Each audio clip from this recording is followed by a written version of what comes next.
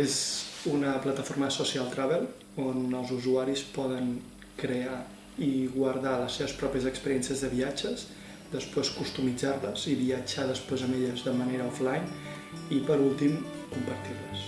L'objectiu és facilitar 100% a l'usuari, al turista, a l'hora de planificar-se, a l'hora de disfrutar una ciutat, de gaudir-la, d'anar al detall, al màxim detall, i al final poder compartir-la amb el seu entorn. Abans me'n recordo que apuntaven un paper, o abans i actualment també es fa, que s'apunten un paper, mira, vés aquí, vés allà, doncs això és el mateix, però amb una aplicació mòbil.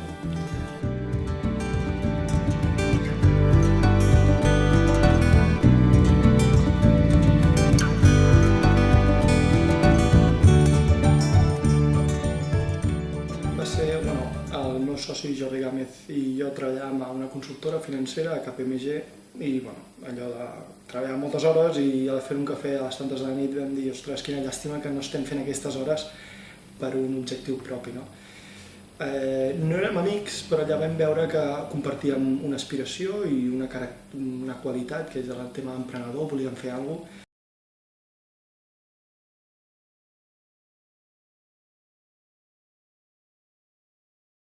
Ara portem un any i crec que 3 mesos, la rebuda bona, però dura en el sentit que volíem més. El Jordi i jo som unes persones que volem sempre objectius alts i lluitar per aconseguir-les.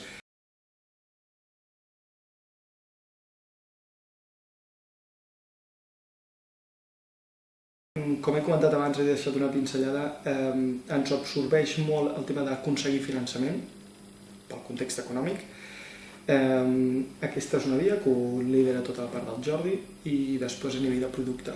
La nostra filosofia és release often, és a dir, fer actualitzacions d'aplicacions tant mòbil i web sovint. Nosaltres tenim un objectiu cada 3 mesos fer alguna cosa nou i impactant, i això, tenim aquestes dues línies. I després una paral·lela amb aquestes dues és fer soroll a les xarxes socials, Facebook, Twitter.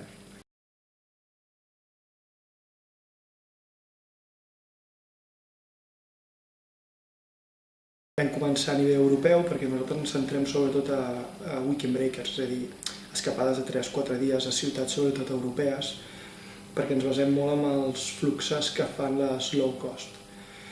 I llavors ens centràvem a nivell europeu, però ara crec que fa uns 3-4 mesos, quan vam llançar l'Spotter, ampliem ciutats. Tenim des de Nova York, Singapur, Sydney, que sí.